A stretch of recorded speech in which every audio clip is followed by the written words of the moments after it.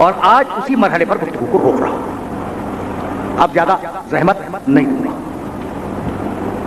بہت نازک منزل ہے, یہی فضائل ہیں اور یہی مسائل ہیں. یہ بیوی جس کا میں نے نام لیا شہزادی زینب, ایک جملہ میں نے کبھی اور بھی کہا تھا, اور چونکہ تکرار میں افادیت ہے اس لیے جملہ دہرا رہا ہوں. یہ جو نوجوان مجھے گھور رہے ہیں نا, اس جملے کو نوٹ کریں. دیکھو, اکبر ہے شبیہ رسول, لیکن اگر اکبر کربلا میں نہ ہوتے تو کربلا ہوتی. کربلا رک نہیں سکتی. ٹھیک, ابو الفضل عباس علمدار ہیں لشکر حسینی کے, اگر عباس نہ ہوتے پھر بھی کربلا ہوتا. اچھا, تاریخ کربلا کی سب سے بڑی شہادت کیا ہے؟ حسین کی نہیں, اس سے بڑی شہادت ہے اصغر کی. اگر اصغر کی شہادت کربلا میں نہ ہوتی پھر بھی کربلا ہوتی, لیکن اگر زینب کربلا میں نہ ہوتی تو کربلا نہیں ہو سکتی.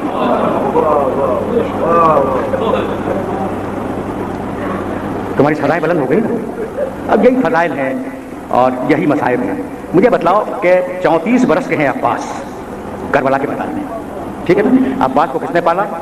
زینب نے. اٹھاؤ دیکھو تاریخوں پہ. اکبر کو کس نے پالا؟ زینب نے. قاسم ام فرما کا بیٹا پالا کس نے؟ زینب نے. یعنی عجیب بات ہے. سکینہ کس کی گود میں پلی؟ شہزادی زینب کی. اون محمد بیٹے تھے گود میں پلے. چھوٹا بچہ خار علی اصغر کس کی گود میں پلا؟ اپنی ماں کی نہیں, زینب نے پالا. تو میرا جملہ برداشت کرو گے کہ زینب نے پوری کربلا پال کے حسین کو دی.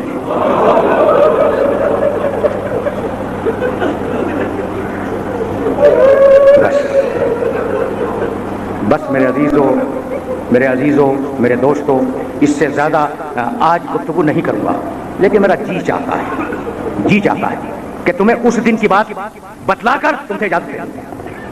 اور یہ جملہ سننے کے قابل ہے.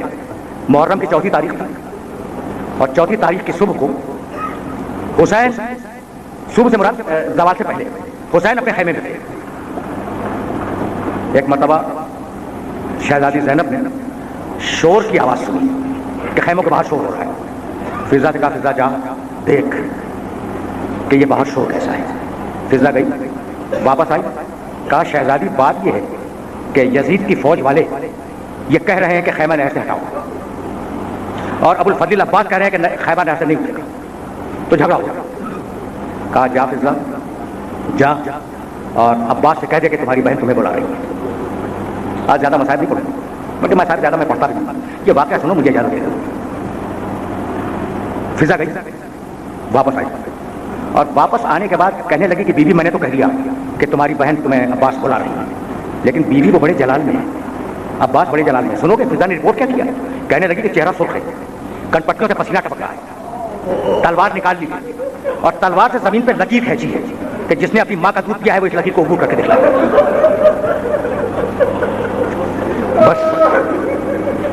بس میرے عزیزوں میرے دوستوں, یہاں رک جاؤ, اس لیے کہ کچھ کہنا چاہ رہا ہوں, اور وہ اگر میں کہہ سکا تو آج کی تقریر اسی منزل پر رک جائے گی. کہا جا فضا جا, ابو علی کی بیٹی ہے نا, اسے بھی جلال آ گیا.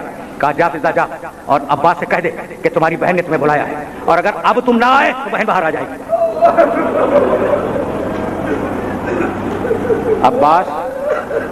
عباس گھبرا کے, بہن کا جب پیغام پہنچا نا تو عباس گھبرا کے خیمے میں واپس آ گئے. سن لیا تم نے, ابھی میں جنگ صفین کا تذکرہ تم سے کر رہا تھا, اب یہ بھی سنتے جاؤ. اب یہ مجلس بھی ہے, جشن بھی ہے, کل انشاءاللہ مصائب پوری تفصیل سے ہوں گے.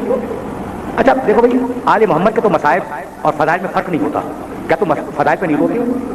کیا تمہاری آنکھوں میں فضائل پہ آنکھوں نہیں آ جاتی؟ یہ شخصیتیں ایسی ہیں کہ فضائل ہوا مصائب ہوا, ان کے فضائل ہی ان کے مصائب ہیں اور ان کے مصائب ہی ان کے فضائل ہیں.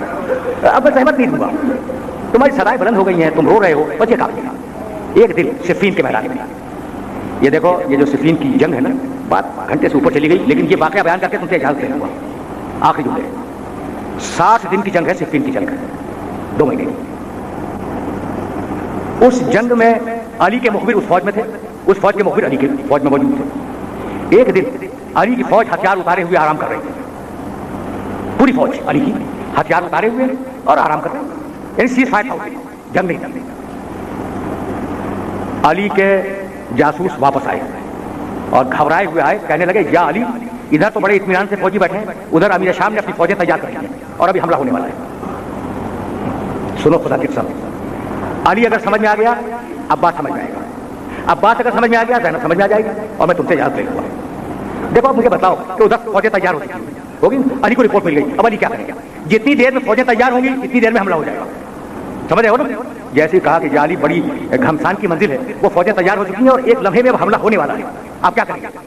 یہ سننا تھا گلی نکلے, گھوڑے کی پشت پہ زین بھی نہیں رکھی, جس لگائی گھوڑے کی پشت پہ گئے, آئے میدان میں اکیلے علی آئے اور آنے کے بعد تلوار کھینچی اور تلوار کی دھار رکھ دی فوج کے سامنے جو آ رہی اور کہا کسی میں دم ہے تو وہ سامنے آ جائے.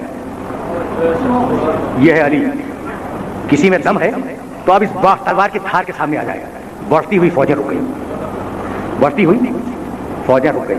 اب جملہ سنو گے, جو تلوار کی دھار پر فوجوں کو روک لے اس کا نام ہے علی, اور جو تلوار سے لکیر لگا کر فوجوں کو روک لے اس کا نام ہے عباس, اور جو عباس کو روک لے اس کا نام ہے زینب.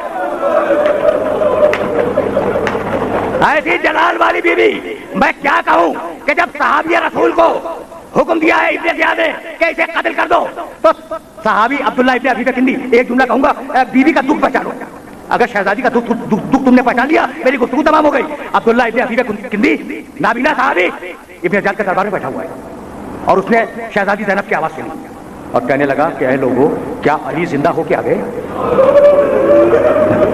کہا بہت زمانہ ہو گیا علی کو قتل ہوئے, یہ تم علی کی بات کہاں کر رہے ہو؟ کہا کہ نہیں, اس دربار میں علی کی آواز بلند ہوئی ہے. کہا نہیں, وہ علی نہیں بول رہے تھے.